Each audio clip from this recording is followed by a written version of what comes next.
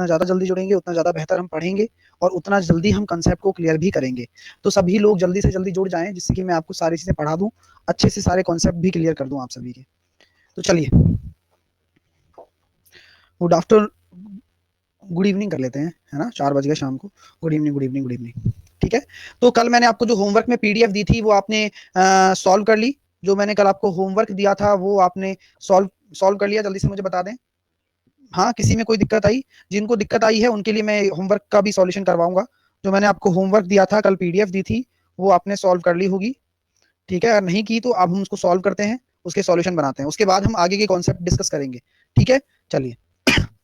आगे के concept discuss करेंगे। ठीक है? आज डाउट सेशन है और उसमें भी हम कुछ कॉन्सेप्ट डिस्कस कर लेंगे जिससे कि हम आगे और अच्छा कर पाएंगे। सर सेकंड लास्ट वाला बता दीजिए। हाँ, बताते हैं। हर क्वेश्चन को हम डिस्कस करेंगे आराम से। आप बिल्कुल परेशान मत होइए और बस बस बढ़िया तरीके से तैयारी करते रहिए। ठीक है? लास्ट वाले बता दो बस, बाकी तो सब हो गए होंगे। चलिए, तो मैंने आपसे कहा, क्या कहा था कि यही क्वेश्चन ले लेते हैं। ए बी का 4 टाइम है, तो क्या मैं ये कह सकता हूँ ए किसका, बी का क्या है, 4 टाइम है, यानी कि अगर बी 1 है तो ए 4 होगा। तो बी ए से कितना कम है? तो बी ए से कितना कम लग रहा है? 3 कम लग रहा है। किससे? ए से। इनटू 100, 75% आपका आंसर आ गया। ठीक है? तो ये कॉन्सेप्ट है। अगला क्वेश्चन देखें, है ना? चलिए सर, इन क्वेश्चन को इंग्लिश में भी कर दीजिए, ये इंग्लिश में ही लिखा हुआ है ना? चलिए, तो ये मिस प्रिंट है ना? इसको छोड़िए, अब इस क्वेश्चन को पढ़िएगा आप। क्या निकाल लो? हाँ, तो इस क्वेश्चन को देखिएगा आप लोग। तो देखो, सिंपल सा लॉजिक है इस क्वेश्चन का। कैसे करना है आपको कि राम की आय मोहन की आय से 12.5% अधिक है, तो 12.5% कितना होता है? 1/8 होता है। मैं ऑलरेडी आपको बता चुका हूं ना। यानी कि क्या मैं ये कह सकता हूँ 8 से आपकी इनकम 9 आ जाएगी, 8 से आपकी इनकम 9 हो गई। क्लियर है? क्योंकि इंक्रीज हो रही है, इंक्रीज हो रही है। अब आप मुझे बताइए कि राम की आय मोहन से अधिक है, तो क्या मैं ये कह सकता हूँ ये मोहन होगा और ये राम होगा? अंडरस्टैंड? क्लियर हो रहा है? तो मोहन की आय राम से कितना कम है? तो आप ये देखिए ना कि मोहन की कितनी कम है? 1 कम है। किससे? राम से। राम 9 है इंटू 100, यानी कि हम जानते हैं ये हो जाएगा 11 1/9%, या फिर मैं इसको कह सकता हूं 11.11% will be my answer. Next question करते हैं, फटाफट से कर लेते हैं, फिर कॉन्सेप्ट सीखेंगे आज। डेफिनेटली बहुत प्यारे प्यारे कॉन्सेप्ट आपको मैं आज बताने वाला हूं, तो बेफिक्र होकर आप सब लोग जुड़ जाइए और आराम से सारी चीजें हम सीखने वाले हैं। तो आप मुझे बताएंगे, एक संख्या का 28.56% की वृद्धि की गई, तो मूल संख्या प्राप्त करने के लिए कितने परसेंट कमी की जाए? 28.56 कितना होता है? हम जानते हैं सर, 1/7 होता है मेरा 14.28 और 2/7 होता है मेरा 28.56। किसी संख्या में 28.56 की वृद्धि की गई, तो क्या मैं ये कह सकता हूं वो संख्या तो मेरी 7 है, वो नंबर तो मेरा 7 है, अगर 2 का मैं इंक्रीमेंट कर दूंगा तो 7 से 9 हो जाएगा। 7 से वो नंबर अगर इंक्रीज हो गई 2/7, इसका मतलब वो 9 हो गया। समझ में आ रहा है ना? तो अब बोला गया है कि मूल संख्या प्राप्त करने के लिए, यानी कि फिर से अगर मुझे 7 चाहिए तो मुझे क्या करना पड़ेगा? 2 कम करना पड़ेगा। 2 कम करना पड़ेगा किसके रेस्पेक्ट में? 9 से। 9 से 7 पे आना है ना, तो यहां पर 9 आ जाएगा। तो आपका आंसर कितना आ गया? 22.22%। सर मैंने आपसे एनटीपीसी की क्लास में करा था math all chapter. Very good Vishal, बहुत अच्छी बात है। नेक्स्ट, इस क्वेश्चन को देखेंगे जरा, इस क्वेश्चन को भी देखें जरा आप लोग। ये क्वेश्चन क्या कह रहा है कि दो संख्याएं तीसरी संख्या से 15% तथा 20% कम है। दो संख्याएं तीसरी संख्या से 15% तथा 20% कम है, तो पहली संख्या का कितना परसेंट होगी? पहली संख्या दूसरी संख्या का कितना परसेंट होगी? तो आप ये सब लोग जानते हैं, तीसरी संख्या से, यानी कि मैं आपसे कह सकता हूं जस्ट थर्ड नंबर आपने मैंने 100 मान लिया, थर्ड नंबर को मैंने 100 मान लिया, तो सेकंड नंबर क्या हो जाएगा? तो फर्स्ट नंबर क्या हो जाएगा? 85 और सेकंड नंबर हो जाएगा आपका 80, क्योंकि इतना कम है ना। तो पहली संख्या दूसरी संख्या से कितना परसेंट है? तो पहली संख्या दूसरी संख्या का, किसका? दूसरी संख्या का इनटू 100। आंसर आ गया। पहली संख्या दूसरी संख्या का कितना परसेंट है आपने कैलकुलेट करना था, आपको निकाला। सर ये रेशो और परसेंटेज दोनों से होगा? हाँ हाँ, ये सबसे होगा और ऐसे ही करना है आपको, रेशो से ही करना है, रेशो से ही आपको सॉल्व करना है। तो जब आप इसको सॉल्व करोगे तो आपका आंसर कितना आ रहा है? मैंने 0 से 0 काट दिया, मैंने काटा 2 से इसको 5 टाइम, 2 से मैंने काटा इसको 4 time. You can calculate easily कि आपका 5 आना चाहिए। तो क्या मैं देख सकता हूँ 6 चौके 24 और 1 25, यानी कि ऑप्शन नंबर सी आएगा। आप इसको यूनिट डिजिट से करेंगे, आप इसको सॉल्व नहीं करेंगे, आप इस क्वेश्चन को सॉल्व नहीं करेंगे। मैं देख रहा हूँ कि यहाँ पर यूनिट डिजिट कितना आ रहा है? 5 आ रहा है। अब यूनिट डिजिट अगर 5 आ रहा है तो ऑप्शन में भी यूनिट डिजिट 5 आना चाहिए ना। तो क्या यहाँ आ रहा है 6 3 8 आ रहा है और 2? यहाँ नहीं आ रहा। यहाँ आ रहा है 3 3 9 और 1 10, नहीं आ रहा। 0 आ रहा है। यहाँ आ रहा है 5, यहाँ देखिए 3 3 और 2 11, नहीं आ रहा। तो आपको ऑप्शन सी आपको आंसर देना है। ठीक है, चलिए। तो यहां पर बहुत ही सिंपल कॉन्सेप्ट था। आप सी के रेस्पेक्ट में क्यों मानोगे? भाई अगर आप सी के रेस्पेक्ट में तो मानोगे, तीसरी संख्या के रेस्पेक्ट में तो मानोगे, ऐसा क्यों करोगे? ऐसा इसलिए करोगे क्योंकि तीसरे के ही रेस्पेक्ट में पहली और दूसरी को डिसाइड किया गया है। भाई हर चीज डिपेंड किस पे करती है बताओ? हर चीज डिपेंड उसी पे करती है ना। ठीक है, कि भाई साहब किसके रेस्पेक्ट में बात की गई है? सर बटे 4 है ना, हाँ डिवाइडेड बाई 4 है ना, हाँ तो गुणा करने की जरूरत नहीं है ना अपन को, तो यहाँ पर भी तो डिवाइडेड बाई 4 है। ठीक है, चलिए नेक्स्ट क्वेश्चन देखिएगा। पहली संख्या दूसरी संख्या से 45% कम है, दूसरी संख्या तीसरी संख्या से 20% अधिक है, तो पहली संख्या प्रथम दो संख्याओं का औसत तीसरी संख्या से कितने परसेंट कम होगा? ठीक है, चलिए तो अब इस क्वेश्चन को कैसे करेंगे? तो पहली संख्या दूसरी संख्या से 45% कम है, तो दूसरी संख्या से 45% कम है, तो मैंने दूसरी संख्या को 100 माना, तो पहली संख्या कितनी हो जाएगी? 55। समझ में आ रहा है? अगर दूसरी संख्या को मैंने 100 माना तो पहली संख्या मेरी 55 हो गई। अब दूसरी संख्या तीसरी संख्या से 20% अधिक है, यानी कि तीसरी संख्या से 20% अधिक है, तो क्या मैं ये कह सकता हूं आप लोगों से कि तीसरी संख्या से अगर 20% अधिक है तो आप इसको इस तरह से मानिए, मानने मानने का फर्क है। देखो क्या मैं ये कह सकता हूं, आपकी एक साइकिल चल रही है, साइकिल चल रही है, जहां पर आपकी जो तीसरा नंबर है ना वो रेस्पेक्ट में आ रहा है। समझ में आ रहा है आपको? रेस्पेक्ट में आ रहा है, यानी कि हमें क्वेश्चन की कैलकुलेशन को आसान बनाना होगा, तो क्या करेंगे? बात को समझने की कोशिश करो कि मैंने इसको मिटाया क्यों, मैंने उसको 100 क्यों नहीं माना। कारण है मेरे पास, कारण ये है कि मुझे रेस्पेक्ट ही अच्छा लेना है, यानी कि जिसके रेस्पेक्ट में मैं बात करना चाहूं ना वो अच्छा हो। ठीक है, तो पहली संख्या दूसरी से 45% कम है और दूसरी संख्या तीसरी से 20% ज्यादा है, तो क्या मैं ये कह सकता हूं 5 से 6? बोलो, 5 से 6 मानो ना, क्या दिक्कत है? मेरी बात सुनो, 20% ज्यादा का मतलब समझते हो? 20% ज्यादा का मतलब समझते हो? 5 से 6 मैंने मान लिया, तीसरी संख्या से दूसरी संख्या ज्यादा है, तो ये तीसरी संख्या हो गई, ये दूसरी संख्या हो गई। कोई दिक्कत आपको? कोई यहां तक परेशानी? ठीक है, ठीक है, कोई परेशानी? सिंपल। अब इसको आप दिमाग में रख लो। ठीक है, अब यहां बोला गया है कि पहली संख्या दूसरी से 45% कम है, तो क्या मैं ये बोल सकता हूं कि अगर पहली संख्या मेरी 100 है तो दूसरी मेरी 55 है? बोलो, बोल सकता हूं ना? क्या मैं इसको 5 से काट सकता हूं? 20 और 11, यानी कि मेरे पास रेशो आ गया, दूसरी संख्या 11 है, पहली संख्या 20 है। सबको समझ में आ रहा है जो मैं कहना चाह रहा हूँ? सबको समझ में आ रहा है? क्या मैं यहाँ से रेशो निकाल सकता हूँ? रेशो निकाल सकता हूँ। मुझे क्या करना पड़ेगा, है ना, कि मुझे दूसरे को बराबर करना पड़ेगा ना रेशो में। इसको बराबर कर लो ना, बस इसको बराबर करने के लिए इस रेशो को आप 11 से मल्टीप्लाई कर लो, इस रेशो को आप 11 से मल्टीप्लाई कर लो, इस रेशो को आप 6 से मल्टीप्लाई कर लो। तो क्या मैं ये कह सकता हूँ पहली संख्या मेरी कितनी आ जाएगी? 120, दूसरी संख्या मेरी आ जाएगी 66 और तीसरी संख्या मेरी आ जाएगी 55।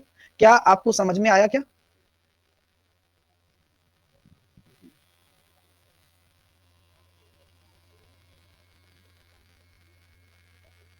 क्लियर है? इस बार इसको दोबारा देख लेते हैं, कोई गड़बड़ ना हो। ठीक है, मैं दोबारा से समझा देता हूँ जिससे कि आप इसको एक बार क्लियर और कर लें अच्छे से। देखो आराम से सीखते हैं, ठीक है, कोई जल्दबाजी बात नहीं है ना। देखो कोई भी किसी को मान सकते हो आप, कोई भी किसी को मान सकते हो। पहली संख्या दूसरी से 45 कम है, तो दूसरी संख्या आप अगर 100 मानते हो तो पहली संख्या आपकी 55 आ जाएगी। कोई परेशानी है क्या? सही है, यानी कि दूसरी का और पहली का रेशो कितना आ जाएगा? 20:11 आ गया। कोई दिक्कत यहां तक आपको? कोई भी परेशानी नहीं है? अब दूसरी संख्या तीसरी से 20% अधिक है, यानी कि मैं दूसरी और तीसरी का अगर रेशो लिखता हूं तो कितना आ जाएगा? 6:5 आ गया। कोई परेशानी? कोई परेशानी?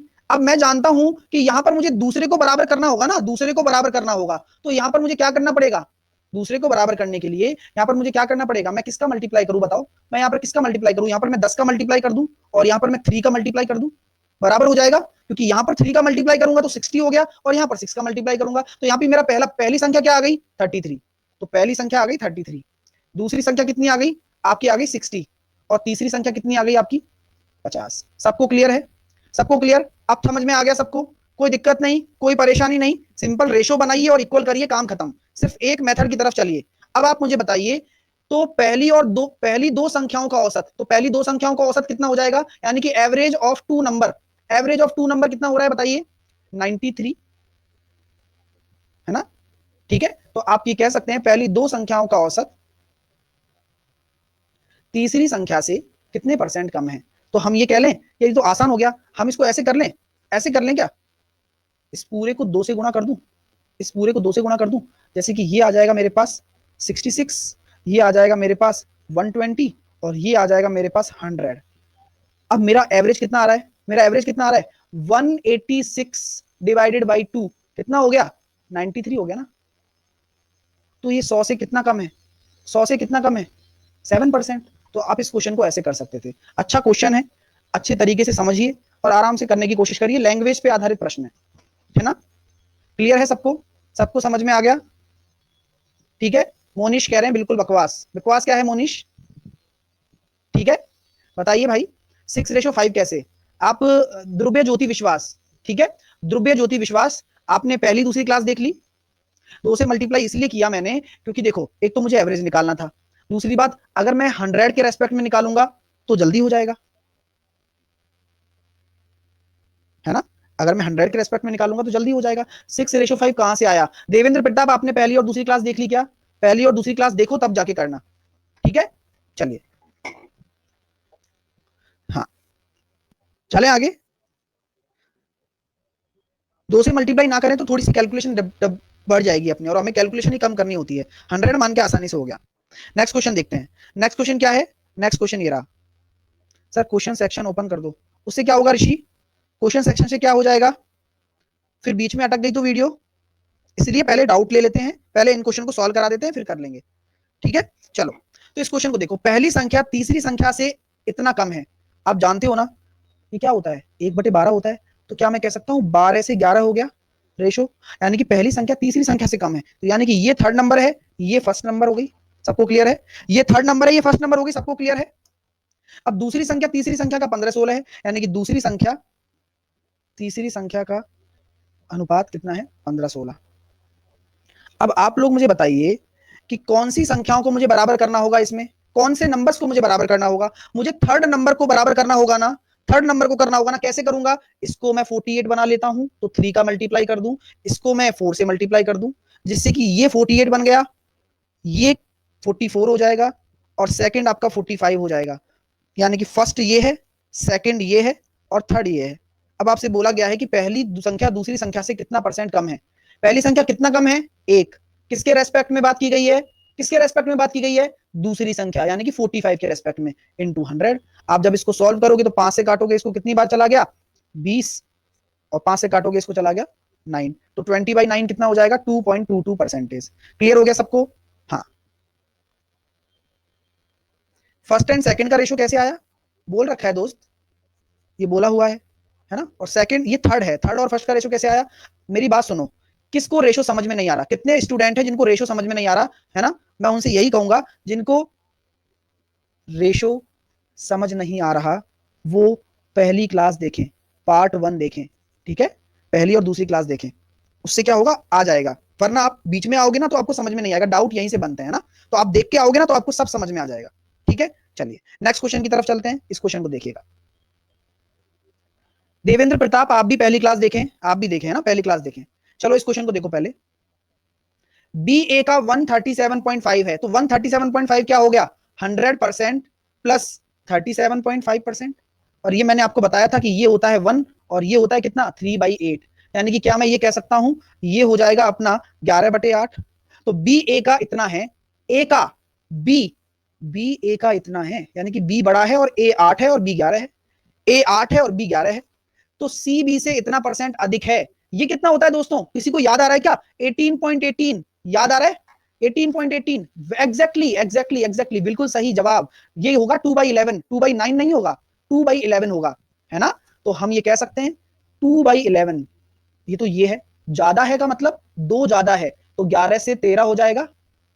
तो रेशो किसका है? सी ज्यादा है ना, सी ज्यादा है, तो सी और बी का रेशो हो गया 13:11। समझ में आया सभी मेरे प्यारे स्टूडेंट्स को? अब आपको जानकर आश्चर्य नहीं होना चाहिए, अगर मैं इन दोनों का मल्टीप्लाई कर दूं तो क्या मैं ए और सी में रिलेशन निकाल लूंगा?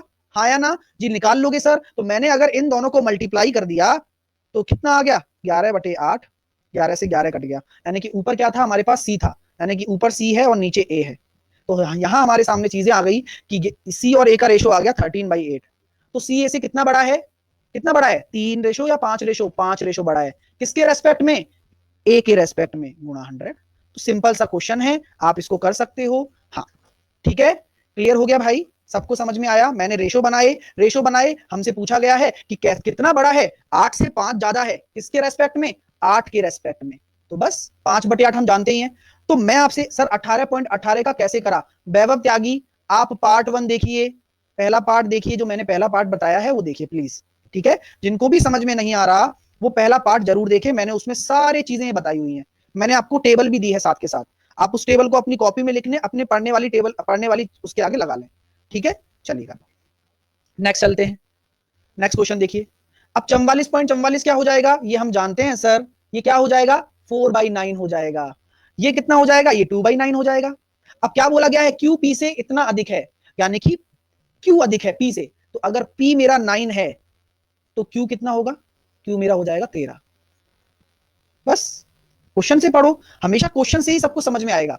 आर पी की तुलना में इतना कम है, आर कम है ना तो आर कम होगा। पी अगर 9 है, जो नीचे होता है वो बेस मान लो आप, पी अगर 9 है तो आर कितना हो जाएगा, 7। क्लियर हो गया। अब बोला गया है कि क्यू आर से कितना अधिक है, तो मैंने क्या बताया था, क्यू आर का रेशो निकालना है, तो क्या मैं इसको उल्टा करके मल्टीप्लाई कर सकता हूं, जी बिल्कुल कर सकते हो सर, 9/7। ऐसे क्या होगा, देखो इससे क्या होगा, ये हो जाएगा P/R, तो P से P कट गया, तो Q और R का रेशो कितना निकल कर आ रहा है, 13/7। तो हमें देखो QR से कितना ज्यादा है, QR से 5 या 6 रेशो ज्यादा है, किसके रेस्पेक्ट में, 7 के रेस्पेक्ट में, इंटू 100, बात खत्म। और 6/7 मैंने आपको बताया था कौन से फैमिली से बिलोंग करता है, कौन सी फैमिली से, 14.28, तो 14 ये कल बताया था मैंने, 85 5/7 होता है। क्लियर है, तो जिसके पैर दिख जाए वो आंसर दे दो। सबको सब चीज समझ में आ रही है ना, सारे रेशो हैं, इसलिए करवा रहा हूं क्योंकि ये प्रैक्टिस हो रही है आपकी। एक बार आप रेशो निकालना सीख गए ना तो आपको मैथ मजा आने लग जाएगा, और यही सक्सेसिव केस सिखाएगा आपको। सारी चीजें बहुत अच्छी हो जाएंगी, बस थोड़ी सी मेहनत कर लो इन पर। सर मल्टीपल करना जरूरी है क्या, खुशबू, हमें क्या होता है, बराबर करना पड़ता है। हमें अगर रेशो बराबर करना, रेशो को तो बराबर करना ही पड़ेगा हमेशा, तभी आप बैलेंस बना पाओगे। यानी कि अगर आप किसी को, अगर इक्वल जो बीच का जो कड़ी है ना उसको अगर नहीं जोड़ोगे तो आप रिलेशन नहीं निकाल पा सकते, है ना, रिलेशन निकालने के लिए करना पड़ता है। हाँ चलिए सर, हाँ क्लियर हो गया, वेरी गुड। पीडीएफ में दे रहा हूं, अपडेट्स में पीडीएफ आती है। अगला क्वेश्चन आप सभी के सामने है, जल्दी से करके बताएं। अगला क्वेश्चन आप सभी करके बताएं, मुझे अच्छा लगेगा अगर एक बार आप करके कोशिश करेंगे ना तो भी मुझे अच्छा लगेगा।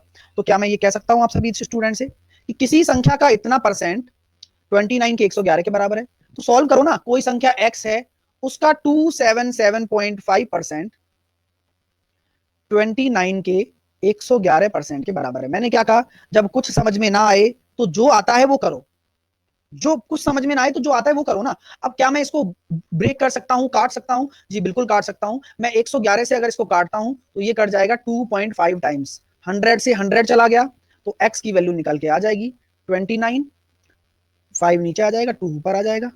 तो क्या मैं कैलकुलेशन के लिए इसको लिख सकता हूं, मेरा आंसर आ जाएगा 11.6।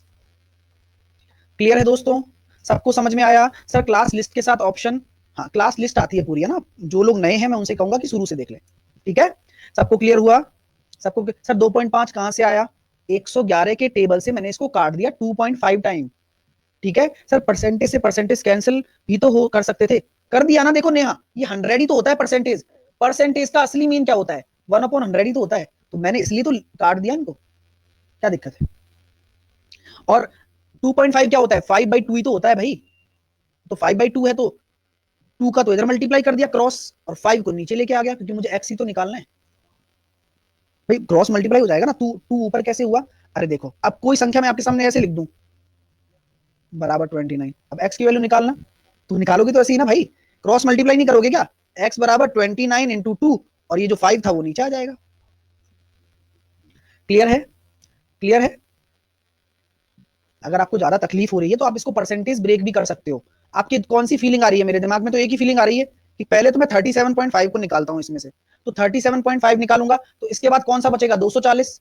अब अपनी मर्जी है, आप इसको लिख सकते हो 200%, 40% और 37.5%, तो आप परसेंटेज को भी ब्रेक कर सकते हो, कोई इशू नहीं है। यानी कि मैं इसको लिख सकता हूँ 2, इसको लिख सकता हूँ 2/5, इसको लिख सकता हूँ 3/8। क्लियर है, क्लियर है। तो आप इसको ऐसे कर लो, कोई इशू नहीं है, मुझे तो कोई इशू नहीं है, ठीक है। सबको समझ में आया, सबको क्लियर हुआ। सर अगले दिन का मैथ डाउट कैसे भेजूं, अगले दिन का मैथ, हाँ तो थोड़ा सा समझने की कोशिश करो, ये शुरुआत है। अगर आप शुरू में अपना 100% दे दोगे ना तो आगे मैं गाड़ी अपने आप पार लगवा दूंगा। थोड़ा सा 100% अपना दे दो मुझे, ठीक है। तो आप इसको ऐसे ब्रेक करके भी लिख सकते हो, जैसा कि मैंने यहाँ लिख के दिया है आपको, ठीक है, तो भी आंसर आ जाएगा। नेक्स्ट क्वेश्चन करते हैं, नेक्स्ट क्वेश्चन करिए। ए बी से 19% ज्यादा है, तो क्या मैं डायरेक्टली रेशो निकाल सकता हूं क्या? 119/100 निकाल सकता हूं ना? निकाल सकता हूं ना? ये दिमाग में सोचो, जब मेरे को कुछ नहीं आ रहा तो मैं क्या करूंगा? बी को 100 मान लूंगा, ए को 119, 19% ज्यादा है ना, बात खत्म। ए सी का 7% है, यानी कि क्या मैं कह सकता हूं ए सी का 7% है, कोई दिक्कत? सी बी से कितना परसेंट ज्यादा है? अब आप देखिए मुझे, यहां पर कौन रिलेशन बनाएगा? ए बनाएगा, ए बनाएगा ना, ए रिलेशन कौन बना रहा है? कौन इन दोनों के बीच में रिलेशन कौन बनाएगा? ए बनाएगा, क्योंकि ए कॉमन है ना। तो ये 119 है, इसको करने के लिए मैं क्या करूंगा? इसमें 17 का मल्टीप्लाई कर दूं ऊपर नीचे, 17 का मल्टीप्लाई कर दिया ऊपर नीचे। जब 17 का मल्टीप्लाई कर दिया तो ये रेशो बन गया।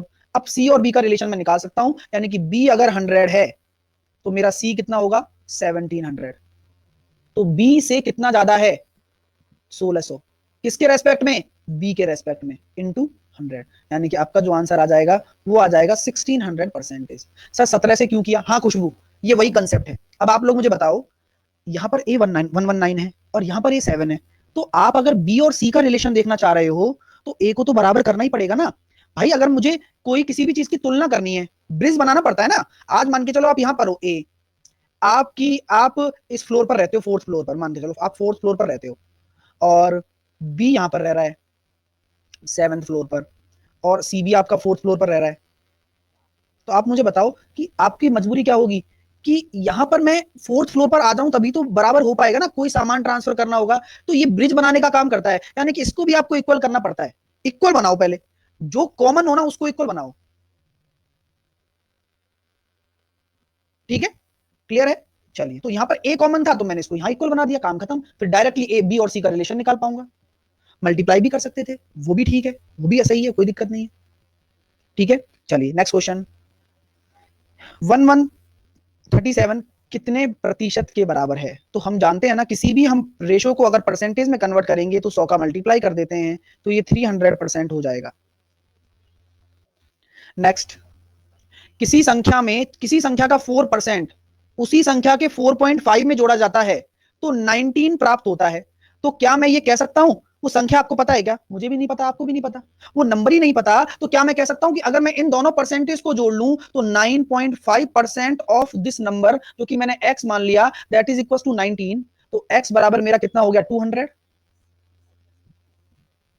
तो कभी भी मैं आगे से आपको x नहीं लिख के दूंगा। मैं आपसे अगर इस क्वेश्चन को डायरेक्टली करने के लिए बोलूं तो आप ये समझ लेंगे ना कि 4% और 4.5%, यानी कि 9.5% है ना, वो 19 के बराबर है। अगर मुझे 100% निकालना होगा तो वो मेरा किसके बराबर हो जाएगा? 200 के बराबर हो जाएगा। हमेशा 100% वैल्यू होती है, कोई भी नंबर क्या होता है? हमेशा 100% होता है।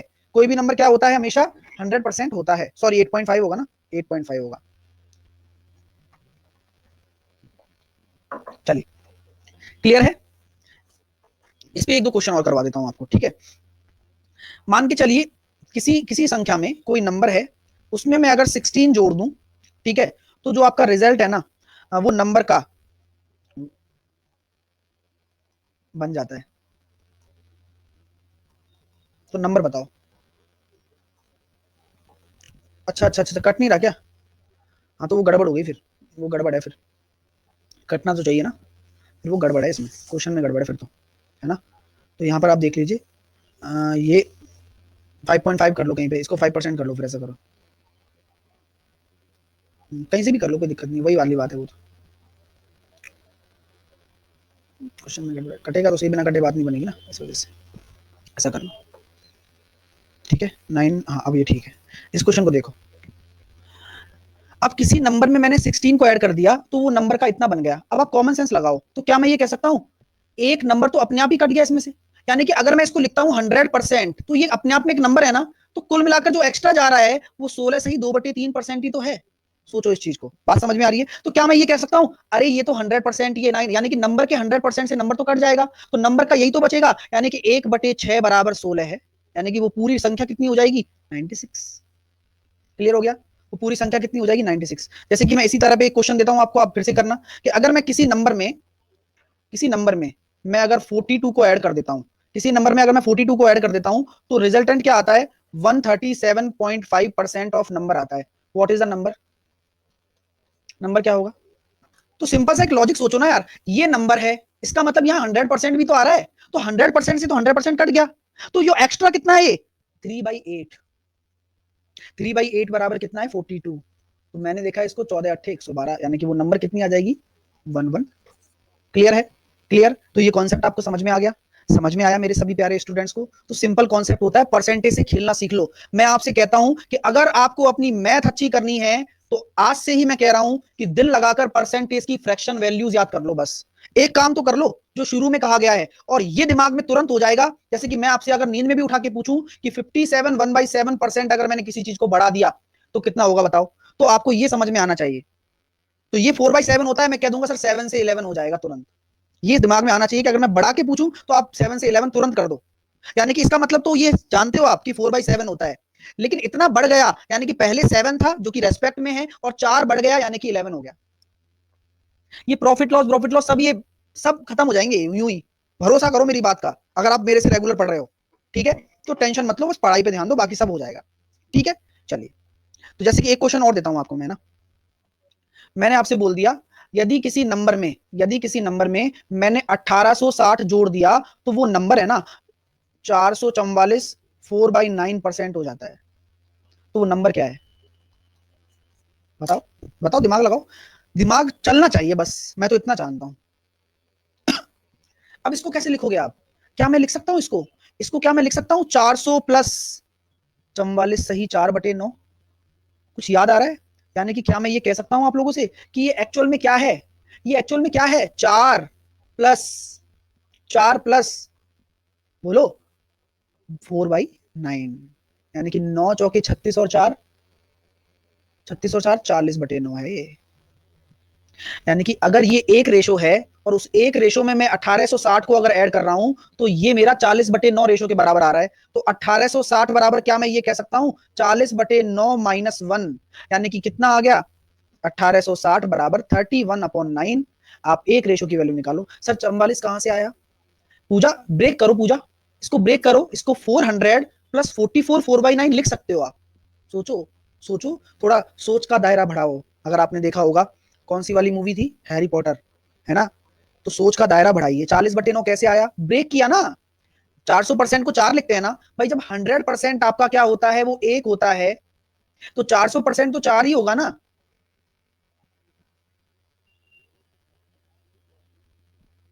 ठीक है, तो यहां पर हमने बस ऐसे कर दिया। सर एक कहां से आया, कोई भी नंबर अपने आप में क्या होगा दोस्त, मैंने हमेशा आपसे कहा है कि कोई भी नंबर अपने आप में क्या होगा, कोई भी नंबर अपने आप में क्या होता है, किसी भी नंबर का 100% क्या होता है, एक ही तो होता है। हम वही तो काम कर रहे हैं, ये भी तो नंबर का रेशो ही है, ये भी तो 100% वो नंबर ही है, एक कंप्लीट वैल्यू तो है। तो रेशो को रेशो से ही तो घटाओगे, ये तो एक्चुअल संख्या है ना। हमेशा ध्यान रखना, कभी भी संख्या में से रेशो नहीं घटा सकते। सर प्रीवियस में क्यों नहीं जोड़ा सर एक, प्रीवियस में क्यों नहीं जोड़ा सर एक, अच्छा जोड़ा नहीं था, जोड़ा था लेकिन आपको दिखा नहीं, क्योंकि हमने इसको डायरेक्टली कर लिया था। मैं बताता हूं कहां जोड़ा था। जैसे प्रीवियस ईयर क्वेश्चन मैंने लिखा, आप कह रहे हो सर इसमें आपने एक नहीं जोड़ा, तो मैंने क्या माना, ये अपने आप में एक होता है प्लस 42, तो ये है क्या, ये 1 + 3/8 ही तो है, बोलो। तो एक से एक तो कट गया ना, इसलिए हम डायरेक्ट निकाल रहे थे। दिमाग लग रहा है क्या, ये 137 है, तो ये क्या है, इसको मैं कैसे लिख सकता हूं 100 प्लस 37/1/2 ही तो लिखूंगा, है ना। पिछले वाले में देख लो, इससे पिछले वाले में 116, तो यहाँ पे संख्या अपने आप में एक ही तो होती है। अगर मैं इसमें से 100% निकाल दूं तो ये कट गया वहां से, तो बचेगा कितना 16.2/3 ही तो बचेगा। ठीक है, तो इसलिए सब लिखा होता है वो। यहाँ क्या, यहाँ इसकी वैल्यू समझ में आई मुझे, क्योंकि यहाँ भी एक नहीं था ना, यहाँ तो 4 है ना, 400% है, वहां 100% था, इसी वजह से डायरेक्टली काट देता था। यहाँ तो 4 है ना, तो आप घटाओगे भी तो सही ना भाई। तो इसको जब सॉल्व करोगे तो आपका आंसर कितना आ जाएगा 540, यानी कि वो नंबर कितना आ जाएगा 540। क्लियर है, 540 will be your answer. Tushar फिर से वही वाली बात कर रहे हो, 3 + 1 भी कर लेते तो 1 हो सकता है, हाँ वो बात भी ठीक है। ठीक है, चलिए, गॉट इट, क्लियर है। सर सेकंड और थर्ड वाला क्वेश्चन एक बार रिपीट, कौन सा सेकंड और थर्ड, अब वही वाली बात है, अब दोबारा से वीडियो देखो, क्या नाम है तुम्हारा, तुमने देखा नहीं है इसलिए कंसेप्ट क्लियर नहीं है, ये मैं सब कंसेप्ट क्लियर कर चुका हूं ऑलरेडी। ठीक है, नेक्स्ट क्वेश्चन देखिए, ये क्वेश्चन देखें आप सभी, कि ए का 31.4% में बी का 18% जोड़ा जाए। अगर ए के 31.4% में बी का अगर मैं 18% ऐड कर दूं तो क्या मैं इसको डायरेक्टली 40% ऑफ बी के बराबर कर सकता हूं? क्योंकि क्वेश्चन में ऐसे ही बोला गया है। आप क्वेश्चन की लैंग्वेज को समझ पा रहे हो कि क्वेश्चन की लैंग्वेज ही यही कह रही है कि 31.4% of A plus 18% of B is equal to 40% of B. यानी कि मैं इसको लिख सकता हूं 31.4% ऑफ ए बराबर हो जाएगा 22% ऑफ बी। ठीक है, लैंग्वेज घुमा रहा है, अभी तो कुछ भी नहीं आया। जब मैं बड़े बड़े क्वेश्चन कराऊंगा फिर तो तुम पूरे घूम जाओगे। लैंग्वेज से तो खेलना है दोस्त, ऐसे काम थोड़ी ना चलेगा। हिम्मत हारने वाले मत बनो कभी भी। अब आपसे बोला गया है कि ए बी का कितना परसेंट होगा, तो मुझे ये बताओ, मुझे ए अपॉन बी निकालना है या फिर बी अपॉन ए निकालना है? ये बता दो मुझे पहले, बोलो। ए अपॉन बी, एग्जैक्टली मुझे ए अपॉन बी निकालना है, क्योंकि ए बी का, किसका? बी का। और जो का आ जाए वो कहां आता है? नीचे। रेस्पेक्ट की बात की गई है भाई साहब। तो यहां आप देख सकते हैं 22/31.4 इंटू 100। किसी भी रेशो को परसेंटेज में बदलने के लिए आप ऐसा करते हैं। अब आप मुझे बताओ, अब आपको एक तरीका बताऊं परसेंटेज निकालने का। मान के चलो आपको डिवाइड करना नहीं आता, लेकिन आपको तो आंसर देना है। आपको डिवाइड करना आता ही नहीं है, आपको तो आंसर देना है। दिमाग लगाना सिखाता हूं, देखो दिमाग लगाना सिखा रहा हूं। ये लगभग कितना है? ये लगभग कितना है? ये लगभग 300 के करीब है सर, है ना? तो आप ये देखिए कि 300 का ये 22 कितना परसेंट आ रहा है? 220 कितना आ रहा है? करीबन 70% ही तो आ रहा है। 75 तो हो ही नहीं सकता, है ना? 22 कहां से आया? ये रहा ना 22। प्राची 40 में से अगर 18 को माइनस करोगे तो 22 आता है ना। तो यहाँ पर आप आंसर अपना अंदाज से भी दे सकते हो, कभी भी कैलकुलेशन मत करो। कैलकुलेशन अगर करते हो तो भी दिक्कत है। अनुराग ने बहुत बढ़िया चीज पकड़ी है एक। अनुराग ने कहा है कि सर मैं इसको 3.14 कर दूं तो ये 22/7 ही तो है। बिल्कुल सही बात है अनुराग, जिससे कि 22 से 22 कट जाएगा। तो आप अप्रोक्सीमेशन दिमाग में रखिए, आप छोटी छोटी कैलकुलेशन दिमाग में रखिए, ठीक है? तो क्वेश्चन सॉल्व हो जाता है। क्लियर है ना? क्लियर है? नेक्स्ट क्वेश्चन देखिए सभी प्यारे स्टूडेंट, नेक्स्ट क्वेश्चन देखें। अच्छा, कौन मुझे बताएगा कि ये क्या है? एक परीक्षा में ए को 46.15% अधिक अंक मिले बी से, यानी कि बी तो नीचे आएगा क्योंकि बी के रेस्पेक्ट में बात की गई है और ए को ज्यादा अंक मिले हैं। तो क्या मैं आपसे कह सकता हूं कि सर हमें तो पता नहीं चल रहा कि ये क्या है, लेकिन मैं आपको ये समझाना चाहता हूं कि अगर मैं 1/13 लिखता हूं तो वो 1/13 कितना होता है? 7.7 होता है। 7.7 होता है। तो इसका कौन सा मल्टीपल है ये बता दो चलो। मतलब कौन से किसके करीब पहुंच सकता है? 7.7 का मतलब आप देखो, वही से समझो आप। 7.7 आपका मतलब हो जाता है भाई करीबन करीबन 8 के अप्रोच कर रहे हो आप। 8, 8 × 6 48, मतलब मुझे लग रहा है कि हाँ ये बन रहा है। यानी कि क्या मैं ये कह सकता हूँ ये सर 6/13 है? यानी कि क्या मैं ये कह सकता हूँ बी अगर 13 है तो ए कितना हो जाएगा? ए कितना हो जाएगा? 19 हो जाएगा। बी अगर 13 है तो ए 19 हो जाएगा। अब आगे बोला गया है कि बी को सी से 17% अधिक अंक मिले, तो बी को सी से ज्यादा मिले हैं, तो सी अगर 100 है तो बी कितना हो जाएगा? 117। किसी को कोई परेशानी? अब सभी स्टूडेंट मुझे बताएंगे कि कौन है जो इन दोनों में रिलेशन बनाएगा। हालांकि आप मल्टीप्लाई भी कर सकते हो, आप मुझसे कह सकते हो कि सर मैं ए इंटू बी और बी इंटू सी भी कर लूंगा, ये भी तरीका ठीक है। लेकिन फिर भी मेरी इच्छा है कि मैं आपको बताऊं कि भाई पहले बराबर करना सीखो, क्योंकि रेशो भी काम आने वाला है, प्रॉफिट लॉस में भी काम आएगा। तो जो कॉमन है वो बराबर आएगा। तो जैसे कॉमन कौन है? 13 है ना, तो इसमें क्या मल्टीप्लाई करूं मैं? इसमें क्या मल्टीप्लाई करूं? 9 का मल्टीप्लाई करूंगा ना, तब जाके काम चलेगा, क्योंकि 13 9 117 होता है। इसका मतलब मुझे समझ में आ गया कि ए बराबर आपका 19 इंटू 9 है, जो कि कितना होगा? 153। और बी बराबर आपका कितना हो गया? 100। सी बराबर कितना हो गया आपका? 100। तो आपसे क्या बोला गया है? ए को सी से कितना परसेंट अधिक मिला? 53%। तो आंसर कितना आएगा? ओ सॉरी 171 होगा ना, ओहो 171 होगा। मेरा पता नहीं कौन सा टेबल चल रहा है। तो 71% आंसर आ जाएगा, ठीक है? 171 होगा। सर बी को 100 पकड़ सकते हैं, बी को क्यों पकड़ेंगे 100? बी को क्यों पकड़ेंगे ये बताओ। अब ये बताओ बी को सी से 17% ज्यादा मिले, तो आप रेस्पेक्ट क्या है इसमें? रेस्पेक्ट क्या है बताओ मुझे, व्हाट इज द रेस्पेक्ट? सी है। अब जो सी, जो रेस्पेक्ट होता है उसको 100 मानो ना, जो रेस्पेक्ट होता है उसी को 100 मानो ना, आपको क्यों टेंशन आ रही है ना? रेस्पेक्ट तो सर ये तो अप्रोक्सीमेशन हो गया। क्यों हो गया अप्रोक्सीमेशन? ये तो एग्जैक्ट वैल्यू आ रहा है। और दूसरी बात ये कि यहां मैं मानता हूं कि आपको ये बोल रखा है कि सर 46.15, लेकिन एक्चुअल में मुझे ये ऐसा लिखना चाहिए था जिससे कि आप इसको सॉल्व कर पाओ। 46 6/13 है ना, मतलब 6/13 है ना, तो ये क्या है? 600/13 है। तो 13 × 4 = 52, बचा कितना मेरे पास? 8। और 13 × 6 = 78, बचे मेरे पास 2, यानी कि 46 2/13 आएगा ये, ठीक है? तो इसको ऐसे नोट कर लेना, अब तो पता लगा लोगे ना कि कौन सी फैमिली से बिलोंग करता है, अब तो पता लगा लोगे कौन सी फैमिली से बिलोंग करता है। जी बिल्कुल सर, इसके पैर दिख रहे हैं तो यहाँ पर 13 आ गया और 6/13 होगा, क्योंकि 1/13 7.7 होता है, इसका हो गया 6/13। क्लियर है? चलिए, वेरी गुड। तो ये थी आपकी चीजें सारी की सारी। अब हम चलते हैं नेक्स्ट कॉन्सेप्ट की तरफ। तो तैयार हैं आप अगले कॉन्सेप्ट के लिए? अब उसी कॉन्सेप्ट से आपको सारे क्वेश्चन हो जाएंगे। तो मैं भी आपको कॉन्सेप्ट पढ़ा देता हूं। कॉन्सेप्ट अगर आ गया तो आप होमवर्क में क्वेश्चन जो दे रहा हूं वो करके लाना, और भी आप प्रैक्टिस कर सकते हो इन्हीं कॉन्सेप्ट से रिलेटेड। चलो आज चलते हैं न्यू कॉन्सेप्ट की तरफ।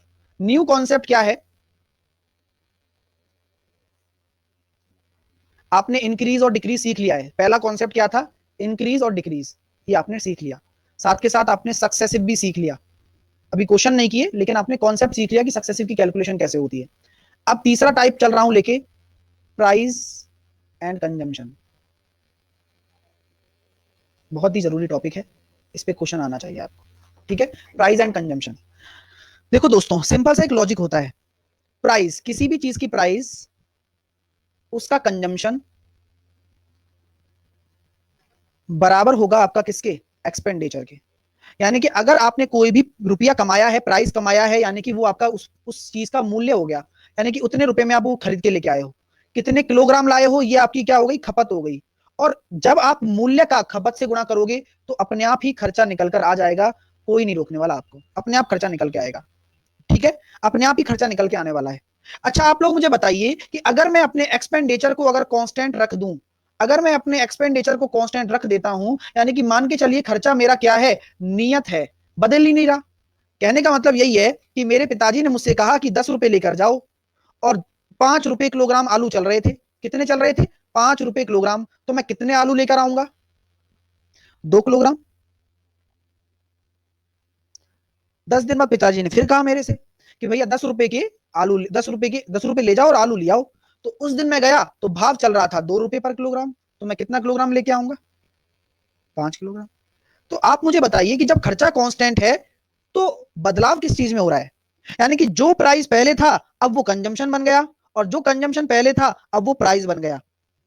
ठीक है, तो ये एक दूसरे पे डिपेंड करती हैं। यानी कि एक तरीके से एक जो तराजू होता है ना, एक तराजू आप जानते होंगे, एक तराजू के दो पलड़े हैं। यानी कि अगर एक कम होगा तो एक ज्यादा होगा, और एक ज्यादा होगा तो एक हमेशा कम होगा। तो ये ऐसा बैलेंस वाली चीजें चलती रहती हैं। ये तब होगा जब आपका एक्सपेंडिचर कांस्टेंट हो। ये प्राइस मान लीजिए, अगर एक्सपेंडिचर अगर कांस्टेंट होगा तो ही ये तराजू की तरह चलता है। सेम काम किस में होता है? टाइम स्पीड में होता है। Distance into speed into time बराबर क्या होता है? डिस्टेंस होती है। मैं कह रहा हूं ना, हर एक चीज क्लियर हो जाएगी आपकी। ठीक है, तो हम जानते हैं अगर डिस्टेंस अगर कांस्टेंट है तो टाइम का रेशो आपके स्पीड के रेशो के इनवर्सली होता है। तो सेम कॉन्सेप्ट सब में चलने वाला है। मैं इसलिए आपको बता रहा हूं कि एक बार दिमाग में इस कंसेप्ट को बैठा लीजिए। चलिए अब आगे चलते हैं। अब मैं आपसे कह दूं कि जैसे ही आपने कोई भी चीज खरीदी या बेची, जैसे ही आपने कोई भी चीज खरीदी या बेची, तो आप मुझे बताइए कि आपका जो, मान के चलो मैंने कहा कि आपकी प्राइस में 66.2% की बढ़ोतरी हो गई। आपकी कोई भी चीज थी, गेहूं मान लीजिए, चावल मान लीजिए, कुछ भी मान लीजिए, उसकी प्राइस इंक्रीज हो गई आपकी। अगर उसकी प्राइस अगर इंक्रीज हो गई तो मुझे बताओ कि कंजम्पशन कितना कम हो जाएगा? कितने परसेंट कंजम्पशन आपको कम करना पड़ेगा जिससे कि आपका खर्चा बराबर रहे, कांस्टेंट रहे, नियत रहे? यानी कि वही वाली बात है कि जैसे ही प्राइस बढ़ेगा, दुनिया की कोई भी ताकत आपकी खपत करने कम करने से नहीं रोक सकती जब तक आपका खर्चा बराबर हो, कांस्टेंट हो। यानी कि एक तरफ आपने खर्चा होल्ड कर रखा है। वही वाली बात है कि हम अपने मम्मी 100 रुपए देगी खर्च करने के लिए, तो वो 100 रुपए आपको खर्च करने हैं। अब प्राइस किसी चीज की बढ़ गई तो आप चीज कम लेकर आओगे, और प्राइस सस्ती हो गई तो आप ज्यादा लेकर आओगे। सेम काम है। तो क्या मैं ये कह सकता हूं आप लोगों से, सिंपल सा एक लॉजिक मैं आपको बताना चाहूंगा यहां पर, कि प्राइस इंक्रीज हो रही है, इसका मतलब ये होता है सर 2/3। यानी कि 3 से कितनी हो गई? 2 इंक्रीज हो गई और 5 हो गई। तो क्या मैं ये कह सकता हूं this is the ratio of price, 3:5। अब ये प्राइस का रेशो है, तो कंजम्पशन का रेशो क्या होगा? आप मुझे बता दो, कंजम्पशन का रेशो क्या होगा? बोलो, कंजम्पशन का रेशो क्या होगा? 5:3। यानी कि आपको क्या साफ साफ दिख रहा है कि जैसे ही प्राइस इंक्रीज हुई वैसे ही कंजम्पशन कम हो गया, और ये तभी हुआ जब एक्सपेंडिचर कांस्टेंट था। यानी कि तुरंत इंपैक्ट पड़ गया ना, यानी कि दोनों रेशो इनवर्स हो जाते हैं। ये बात समझ में आ गई आपको? अब मैं आपसे कह देता हूं कि कितने परसेंट कम हुई, बताओ कितने परसेंट कम हुई? 5 से 3 हो गई, यानी कि 2 किसके रेस्पेक्ट में हुई? 5 के रेस्पेक्ट में। इंटू 100, यानी कि आपकी जो खपत है वो 40% आपकी कम हो गई। क्यों हो गई? जबकि प्राइस 66 बढ़ रही है और खपत 40% कम हुई है। क्लियर हो रहा है कॉन्सेप्ट? सबको कॉन्सेप्ट समझ में आया? चलो, अब क्या मैं ये कह सकता हूं आप लोगों से कि अगर आपकी प्राइस बढ़ गई और कंजम्पशन अपने आप कम हो जाएगा, और कंजम्पशन कम होने की वजह से आप 2 किलोग्राम कम ला रहे हो कोई चीज, यानी कि 2 किलोग्राम लेस ला रहे हो। बात को समझना, बात बहुत बारीक है, बहुत बारीक बात है। ठीक है, कि आप जैसे ही आपकी प्राइस बढ़ी तो आप कोई भी चीज 2 किलोग्राम कम ले आए, तो क्या मैं कम को कम के बराबर कर सकता हूं क्या? कम को कम के बराबर, यानी कि जितना किलोग्राम मेरी खपत कम हुई उतना ही रेशो परिवर्तन हुआ। यानी कि क्या मैं ये कह सकता हूं मेरी खपत में परिवर्तन कितना हुआ था अनुपात में? 2 अनुपात, वही तो 2 किलोग्राम के बराबर होगा। यानी कि 1 अनुपात बराबर 1 किलोग्राम होगा। समझो, ये क्वेश्चन बनता है कि आप 54 रुपए में कोई चीज खरीद कर लेके आ रहे थे और जैसे ही आपने 54 रुपए देखे आपका प्राइस 2 किलोग्राम कम हो गया, ऐसे भी खपत कम हो गई। तो यहां मेरी बात को समझो कि जो मैंने बोला कि 2 किलोग्राम आप लेस कर रहे हो। हाँ, 5 से फिर मेरी क्लास है। हाँ, यहीं लूंगा, 2 घंटे की है। हाँ, एनटीपीसी में। ठीक है, तो यहां पर मैं ये कहना, तो कम को कम के बराबर करना है आपको। किसके बराबर करना है? कम को कम के बराबर करना है। तो मैं आपसे पूछूं कि मेरा इनिशियल इनिशियल कितना है? मेरा इनिशियल कितना है? बताओ, इनिशियल कितना है मेरा? इनिशियल कंजम्पशन 5 किलोग्राम, और फाइनल कंजम्पशन कितना है? 3 किलोग्राम। तो ये तरीका है, इस तरीके से करना है क्वेश्चन। अभी टेंशन मत लो, अभी तो हमने सीखा है, अभी तो क्वेश्चन करेंगे। ठीक है, तो कोई भी डाउट नहीं होना चाहिए, कुछ भी दिक्कत नहीं होनी चाहिए। अभी मेरी नेक्स्ट क्लास भी है, तो मैं अभी तो आपसे विदा लूंगा, लेकिन अगर आपको क्लास अच्छी लगी हो तो सीखते रहना। हिम्मत जब तक नहीं हारनी है, जब तक लक्ष्य ना मिल जाए। लक्ष्य मानने के बाद कोई दिक्कत नहीं है। ठीक है, तो ये आपकी आज होमवर्क की पीडीएफ है सेकंड। ये सारे क्वेश्चन आपको करने हैं, ये 21-22 क्वेश्चन है, ये सारे आपको करके देखने हैं। नहीं आएगा, परेशान होने की तो जरूरत है नहीं, क्योंकि मैं आपको बताने वाला हूं। ठीक है, तो एक बार सारे क्वेश्चन करके देखना, मजा आएगा और अच्छे से क्लियर भी कर लोगे। ठीक है, तो मिलते हैं चलिए एनटीपीसी की क्लास में। तब तक के लिए take care, bye bye, hope you like it.